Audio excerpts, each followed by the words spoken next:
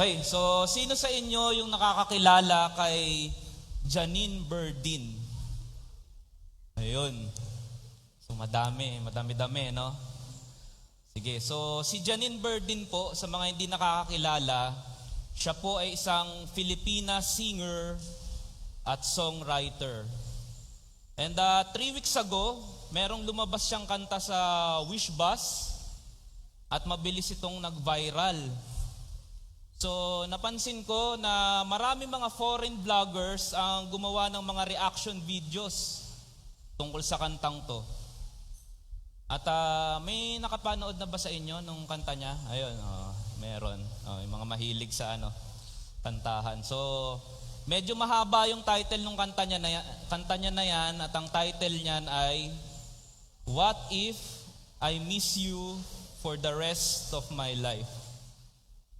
Okay, so napansin ko na yung reactions ng mga vloggers, marami sa kanila naiiyak.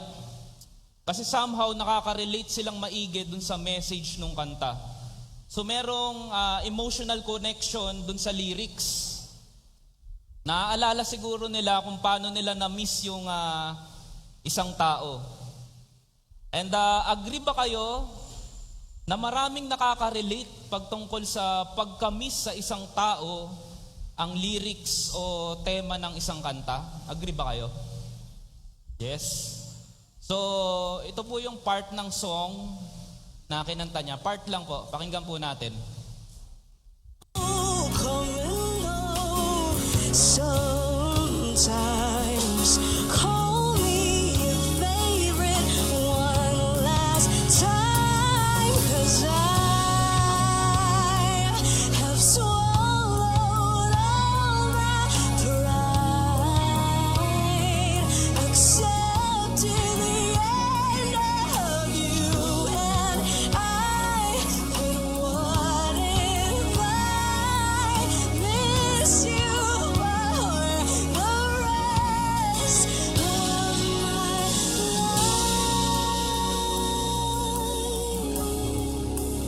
Grabe, no? Na-feel nyo yung kanta? So, ang description ng iba dyan ay melodic, emotional breakdown. Okay, so sa manner pa lang ng pagkakanta niya, mararamdaman mo na yung kanyang kalungkutan. So, sino po ba dito ngayon sa umagang ito ang merong namimiss? Ayun, meron. Sige nga, tanungin niyo yung katabi niyo, sinong namimiss mo?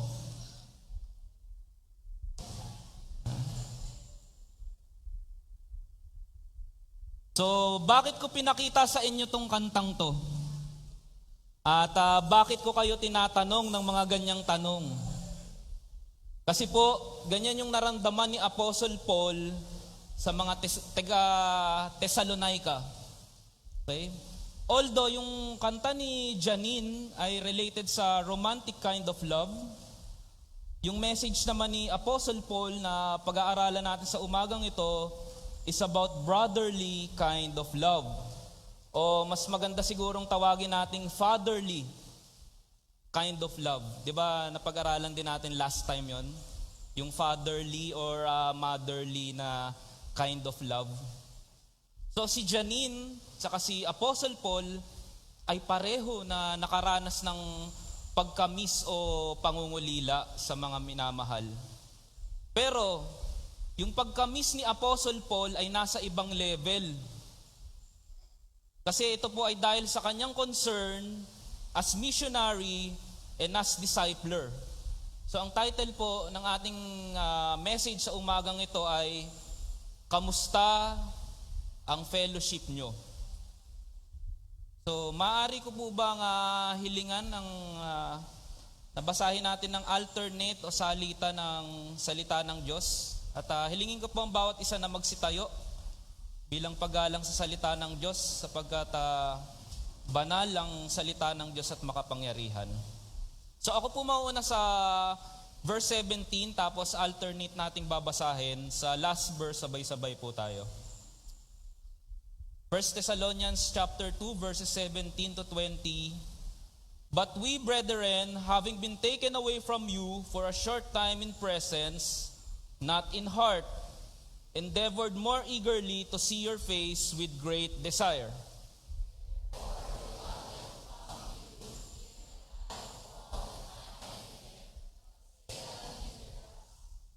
Verse 19, for what is our hope or joy or crown of rejoicing? Is it not even you in the presence of our Lord Jesus Christ at His coming? Sabay-sabay po nating basahin. Verse 20, for you are our glory and joy. Saglit po tayo manalangin. Panginoon, pinupuri namin kayo at pinapasalamatan at sa oras na to, ang dalangin namin, kayo lamang ang siyang maitaas at mapapurihan. Sa oras na to, Panginoon, ang aming paningin ay nakafocus lamang sa inyo at sa inyong sasabihin. Nawa, Panginoon, buksan niyo po ang aming puso, ang aming isipan, maging sensitive kami, Panginoon, sa mga gusto niyong sabihin sa amin at magkaroon kami ng willingness na sumunod sa kalooban ninyo. Ito po ang aming dalangin sa pangalan ni Jesus. Amen. Purihin ng Panginoon. Maaari na po tayo umupo. Sa ating pagpapatuloy po sa pag-aaral ng 1 Thessalonians, makikita po natin yung sinasabi ko na na-miss ni Apostle Paul ang mga taga-Thessaloniki.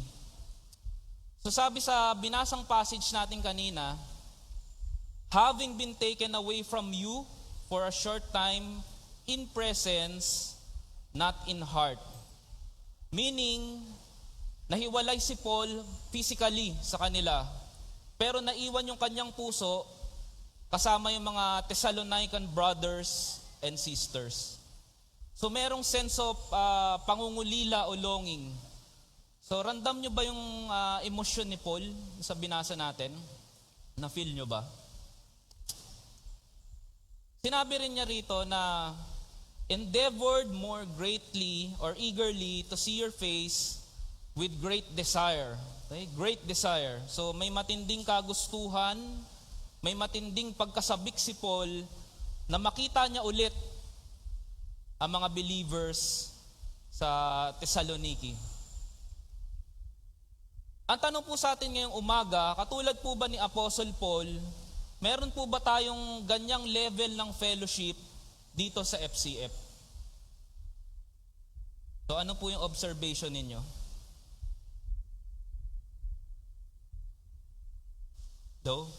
Namimiss ba natin ang isa't isa kapag hindi tayo nagkikita-kita?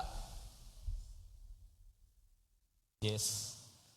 Ako po dahil madalas kasama ko po ay mga kabataan, mga teens and young teens, nakikita ko po na marami sa kanila ay halos ayaw nang maghiwa-hiwalay, no? Lalo pag bakasyon. Tama ba, one move? Lakas Actually, masaya ako na makita silang ganun. Kasi yun naman talaga yung goal, yung makapag-establish ng strong fellowship. And I am also happy kasi mabuti na yung nandito sila sa FCF, nakikita ko sila, kaysa naman nasa kung saan-saang silang lugar na hindi ko alam kung nasaan, and worse is nasa bad company pa sila. Pero disclaimer lang po, na kami po ni Pastor Doc Lem, we always remind young people to prioritize study and family. Kasi testimony nila yan pag nagkaroon sila ng magandang grades, no? Mataas na grades, at kasama na rin yung maayos na relationship sa family. So nire-remind namin sila na magpaalam lagi sa parents. At kapag lumalabas ng church vicinity, outside event, so nagpapapirma po kami ng consent para sigurado na alam ng magulang kung saan at hanggat what time yung event. At kaya ko po sila ini-encourage palagi to join the activities is for them to develop their skills, to discover their talents, and to practice leading. So we are not using them for ministry. We are using the ministry to develop them into the kind of person that God wants them to be. So ang purpose ng ministry is ma-develop sila sa kanilang talents skills, gifts, critical thinking, and discovery ng kanilang purpose at calling. So yan yung reason. Kung mapapansin nyo, yung mga skills na nakukuha nila rito, yes, pwede rin naman nilang makuha yan sa labas, but you need to pay for it. No? For example, you want to learn about leadership. So attend ka ng leadership seminar o conference. You want to learn how to sing or how to dance or how to speak publicly.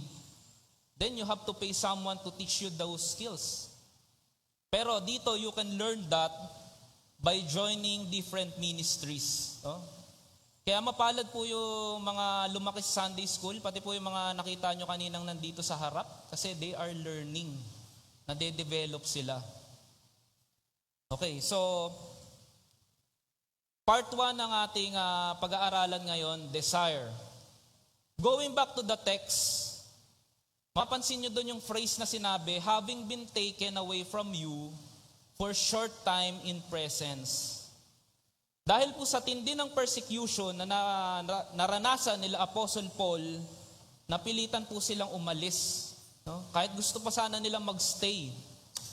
Sabi po ni Matthew Henry, Paul tells them they were involuntary forced from them. We, brethren, were taken from you, sa verse 17, such was the rage of his persecutor, he was unwillingly sent away by night to Berea, na mababasa natin sa Acts 17, verse 10. Kumbaga kung gusto nyo makuha yung konteksto ng pinag-aaralan nating passage sa 1 Thessalonians, tingnan nyo sa Acts 17. So sa tindi nung galit ng mga locals doon, kailangan pa silang itakas pagdating ng gabi. So imaginein po ninyo, no? Kung kayo yung nando sa ganung kalagayan, nakakatakot po yun. Tingnan po natin yung mismong text na sinabi sa Acts 17. Sabi rito, Acts 17:10, then the brethren immediately sent Paul and Silas away by night to Berea. So yan yung sinasabing tinakas sila. When they arrived, they went into the synagogue of the Jews. Kaya nga po last week, pinaliwanag po sa atin ng ating butihing Pastor Doc Lem kung paano tayo bilang mga tagasunod ni Kristo, in one way or another, we may experience hardships and persecutions. Sabi ni Paul, but we, brethren, having been taken away from you for a short time in presence, not in heart, endeavored more eagerly to see your faces with great desire. So, dahil sa nangyaring yan, nahiwalay si Paul sa mga taga-Thessalonian believers, kahit wala pa sana siyang planong umalis. This physical distance from his brethren makes him miss them so much.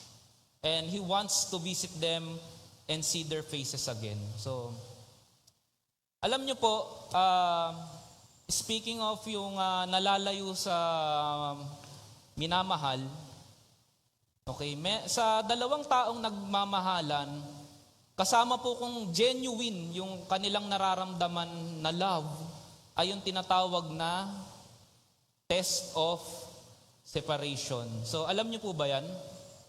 Alam niyo yan? So, for example, nung ako po ay nag-aral sa Laguna, kasi taga dito naman po talaga kami, nakilala ko doon si Teresa, ang aking asawa. Nagkakilala po kami sa isang local church na Sibap din. At doon ako nagsimulang manligaw sa kanya. College ako noon. Mga 4th year, ganyan. Kaya lang, di pa ako tapos manligaw, kailangan ko na pong bumalik dito sa Quezon City kasi magre-review naman ako for board exam. Okay, so naging long distance yung aking panliligaw. At doon po kami nagkaroon ng test of separation. So, malalaman natin kung totoo ang pag-ibig, kung yung magiging resulta ng pagkakahiwalay ay mas mamahalin mo yung isang tao o mawawala na lang yung nararamdaman mo. So, siguro may mga naiisip kayong tao. So, fast forward. So, mag-asawa na po kami ngayon at marami na po kaming anak. True love. We passed the test of separation. And again, parang ganyan yung nangyari kay Paul. So, ini-illustrate ko lang. So, nung nalayo siya sa mga kapatiran, na-miss niya. At mas lalong lumitaw yung pag-ibig ni Paul sa mga kapatiran. Meron siyang genuine love na nakita natin after nilang magkahiwalay. And you know what, brothers and sisters, hindi po aksidente na sinulat ni Paul yung mga verses na yan. Hindi siya emotional lang, okay? Sadya po niyang sinulat yung verses 17 to 20 kasi he need to defend himself from accusations. Parang ganito yung accusation. Tignan mo yan si Paul, hindi na bumalik. Kasi wala naman talagang pakialam sa atin yan eh. Or pwede rin, kung talagang may pakialam sa atin yan, mahal tayo niya, di sana nagstay yan. So parang ganyan yung false accusation sa kanya if you will read between the lines. Pero makikita naman natin sa verse 18 na ilang beses niyang sinubukang bumalik. Sabi niya, sige buklatin niyo yung mga Bible niyo. Ilang beses niyang sinubukang bumalik kahit pa may persecution. Pero gumagawa ng paraan si Satanas para di matuloy. Hinahadlangan siya ni Satanas. So what can we learn from here? Physical distance among our brothers and sisters can be a good test if we have deep connection with them. So malalaman natin yung klase ng fellowship natin sa mga kapatid natin sa kung ano yung nararamdaman natin kapag napahiwalay tayo sa kanila. So parang barometer in a way. So paano nating i-apply yung natutunan natin ngayon? Mag-heart check po tayo. Heart check. What do you feel or what do we feel when we miss a fellowship? Ano po yung nararamdaman mo kapag yung fellowship ay or isang fellowship ay di mo nasalihan? Namimiss mo ba yung kapatid mo kay Lord? Namimiss mo ba ako? Sige nga, tanungin niyo uli yung katabi niyo. Namimiss mo ba ako?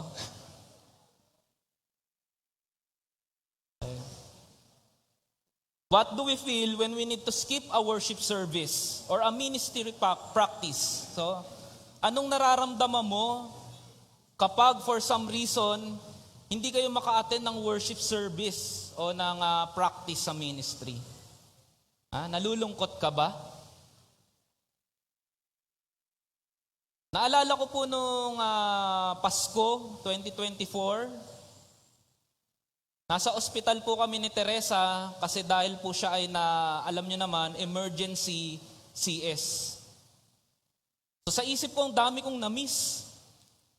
Lahat ng Christmas party, di ko napuntahan. Meron sa FCF, sa CGS, sa youth, sa kitchen. Sa kitchen po yung the best. Masarap makiparty. Sana ma-invite po uli ako sa susunod.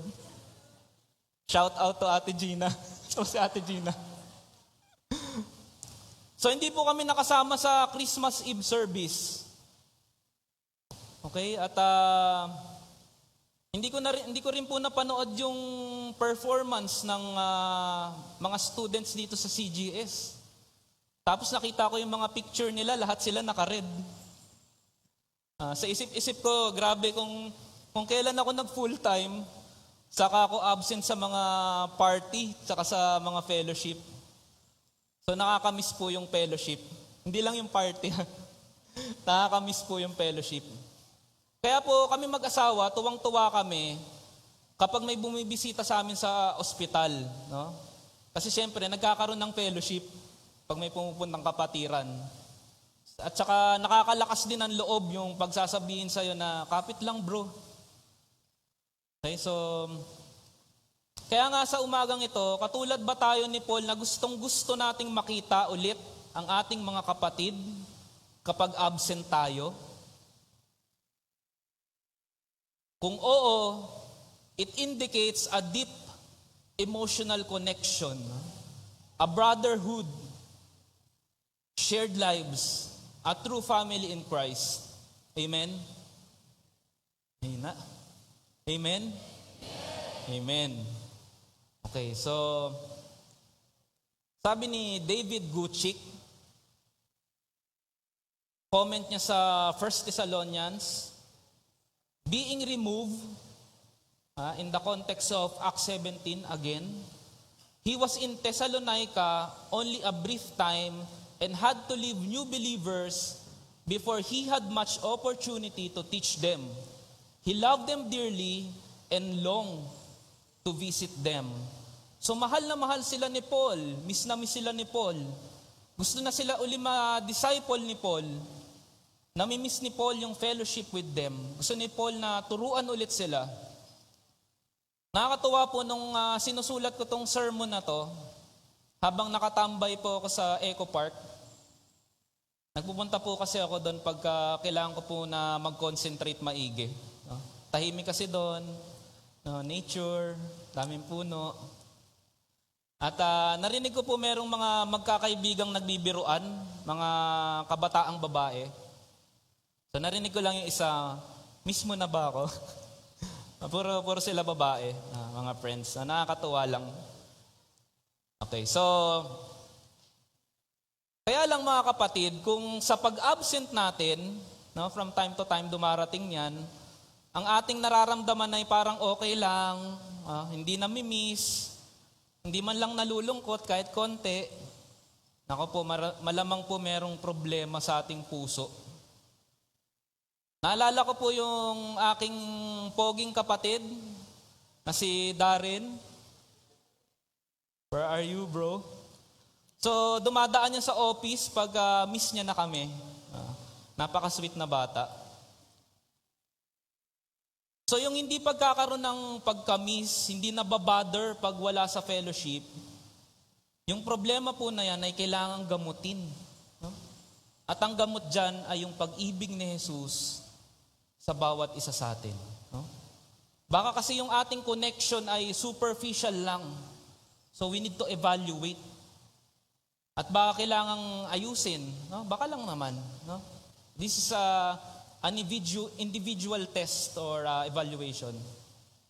We need to ask ourselves, who are our fellow churchgoers for us? No? Para sa atin, sino ba yung mga nakakasama natin tuwing linggo? Yan, yung mga katabi nyo. Sino ba sila para sa atin? So let's remember this, brothers and sisters.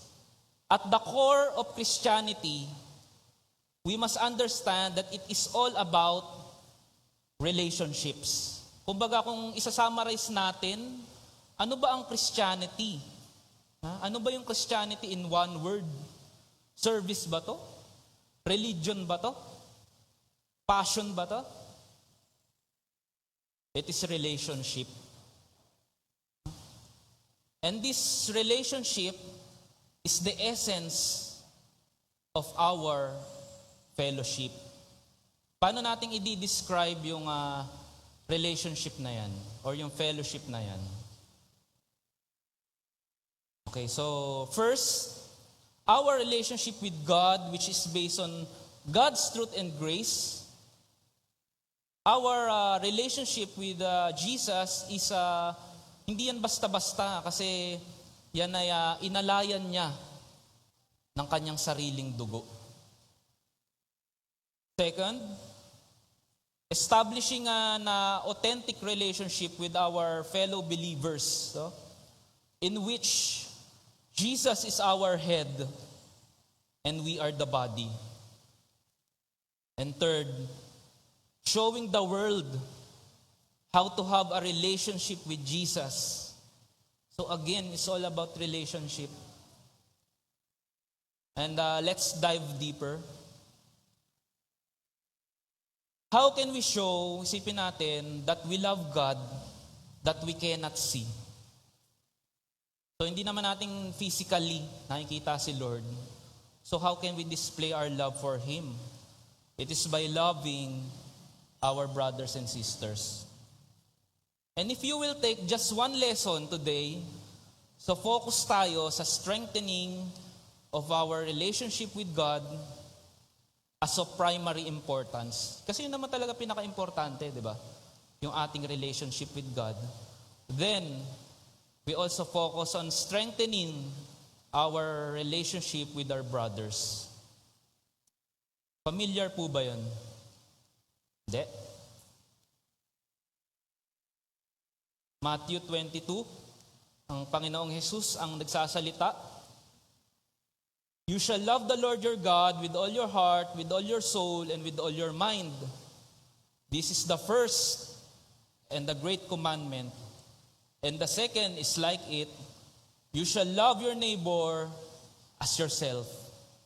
Through love, we can strengthen these relationships. Therefore, everyone, makinig po tayo maigi, we must be loving. Number 2, or part 2, protect. Sabi sa verse 18, therefore, we wanted to come to you, even I, Paul, time and again, but Satan hindered us. Paul mentioned that Satan actively prevented him from visiting Thessalonian church. So, kaya pala hindi siya matuloy-tuloy. May pumipigil. Satan is doing things to prevent or discourage Paul from visiting Thessalonian church. Gumagawa ng paraan si Satanas. Napigilan si Paul na makipagkita ulit doon sa kanyang mga kapatiran. Anong matututunan natin dyan?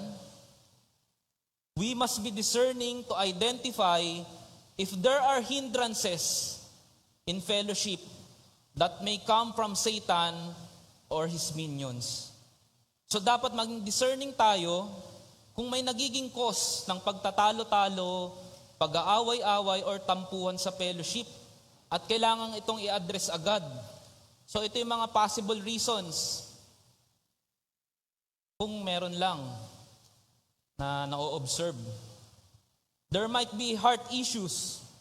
So maaaring may individual or individuals na may mga baggages or pwede rin na past traumas na knowingly or unknowingly ay nakaka-apekto sa fellowship.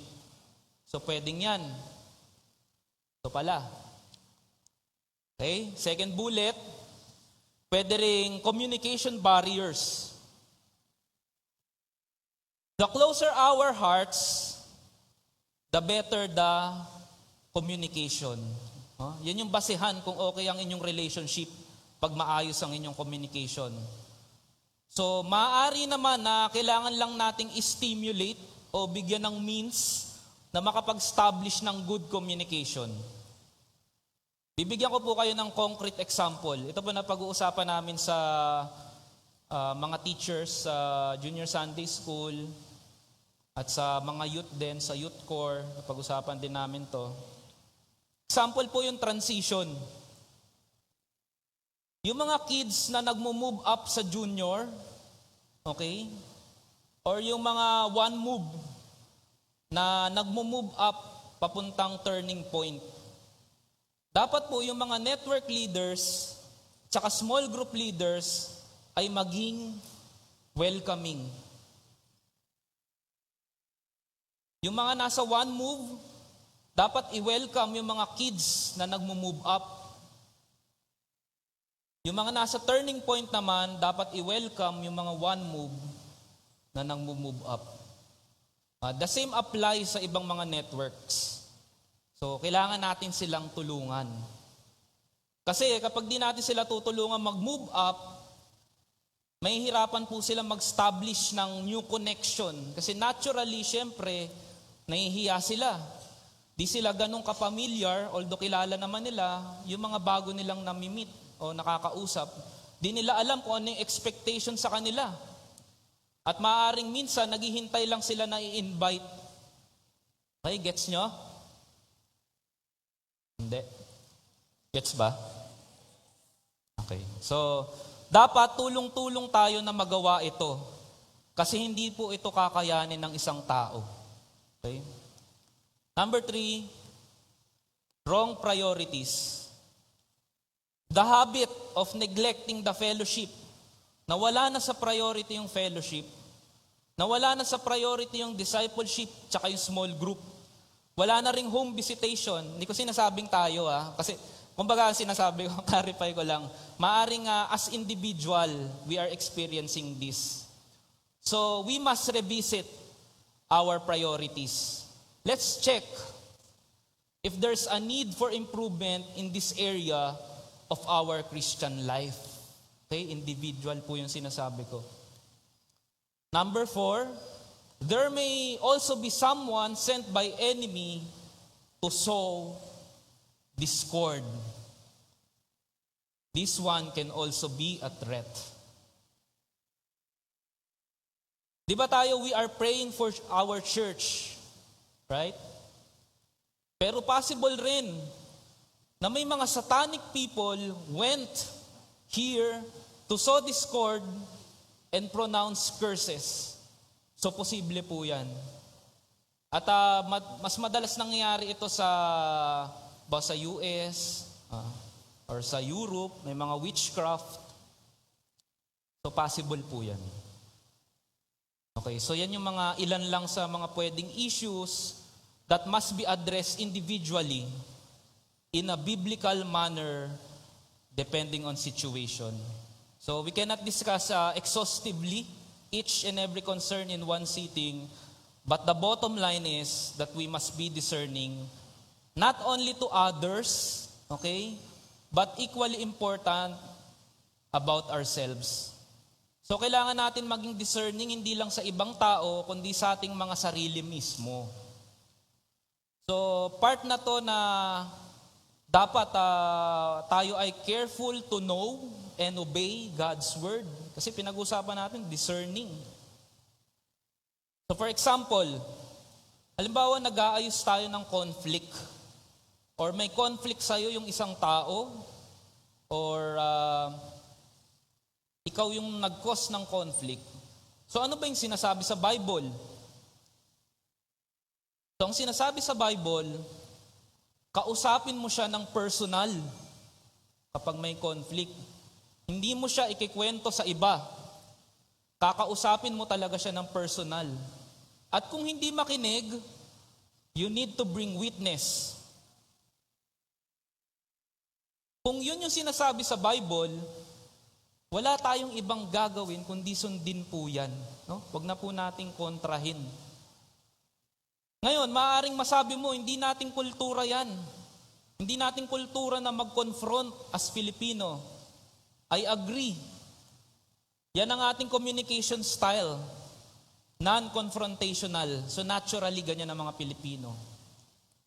But you will all agree with me that God's word is supreme. God's word is the authority. Therefore, our culture, our practice, kung ano man yung nakasanayan natin, our tendencies must adjust to God's commands and decree. Maaaring di tayo sanay gawin yan. Pero kailangan natin pag-aralan. Kaya when we have disagreement with someone, so natural lang naman yan, hindi tayo pare-parehas ng mga idea sa mga bagay-bagay, let's not make it big deal. Or katulad nung na-mention ko kanina, maaaring meron tayong na-offend or tayo yung na-offend, then we need to talk to that person privately. Hindi gagawing chismis, hindi gagawing open forum. This time, the bottom line is that we must identify if there's spiritual attack within the congregation. Kasi maraming means to attack the congregation. Pwedeng coming from outside, pwedeng na-infiltrate ang isang local church at ang attack ay coming from inside. And we must address it prayerfully and in biblical manner. We must also search our hearts. We must allow God to search our hearts. We must see to it that the enemy will not be able to tempt us, to cause us to become stumbling block to others. We must watch each other's back, my brothers and sisters. Bantayan po natin ang isa't isa. Part 3, rejoice. For what is our hope or joy or crown of rejoicing? Namnamin po natin yung sinasabi ni Apostle Paul. Kasi baka bago sa atin ito. Is it not even you, in the presence of our Lord Jesus Christ, at His coming? For you are our glory and joy.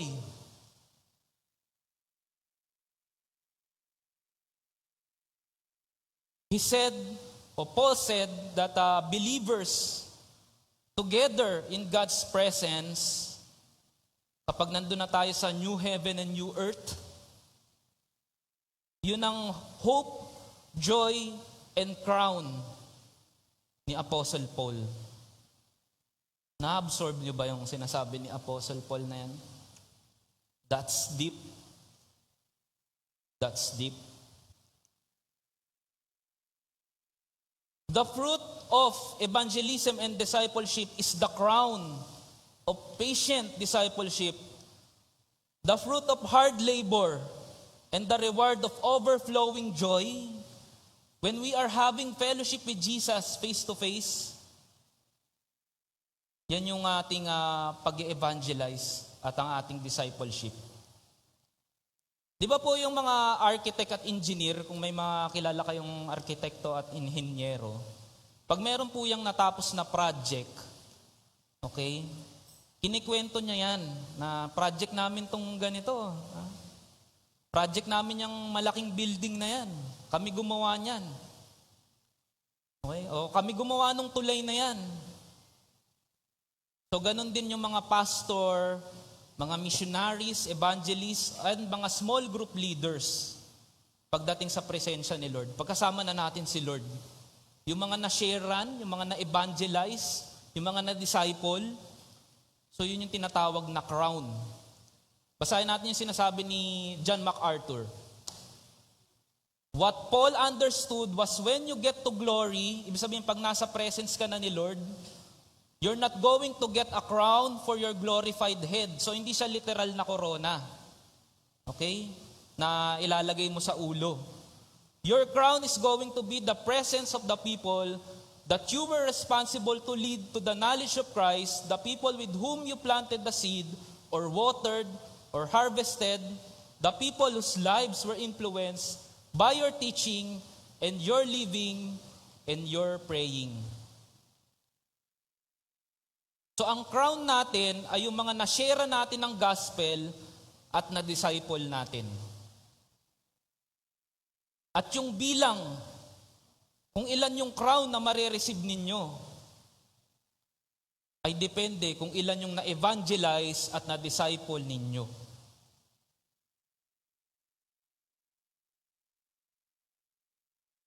Kung yung ating pong tinatawag na discipleship, ay life-sharing lang at once in a while lang kung makapag-meet. Walang training to disciple others. Take note po, ang ginamit kong word ay training, hindi lecture. Walang consistent meeting. So parang mahirap itong makonsider na legit na discipleship. Kaya po, every time we remind you to disciple and to use our discipleship materials, ito ay para sa inyo talaga. That is to encourage you to push through in spite of challenges. Kasi alam ko po maraming challenges. To push through in spite of challenges to earn the crown or crowns from Christ by discipleship na makukuha natin pagkasama na natin si Lord. That is why consistency, sabihin nga po natin yung word na consistency. Consistency in discipleship is our priority. Kaya po dapat ipaglaban po natin yan. At tandaan po natin, kung yung taong ang iniwan ka ay handa mong ipaglaban, bakit hindi yung small group na makakasama mo magpakailanman? At ang goal natin ay maturuan ng ating mga dinidisciple na mag-disciple rin ng iba. Pakinggan natin ito maigi. Doon pa lang natin masasabi na talagang successful tayo. Ulitin ko po, kapag yung ating dinidisciple ay nagdi-disciple na ng iba, doon pa lang talaga tayo magiging successful. Amen? Amen. At hanggang sa dumating po sa punto na yan, let's keep on pushing. Siyempre, para magawa natin yan, mahalagang spiritual discipline. Bible reading, journaling, praying, para mapalakas at ma-enjoy natin yung fellowship. So, mahalagang part yan. Kasi when we do spiritual discipline, we grow closer to God.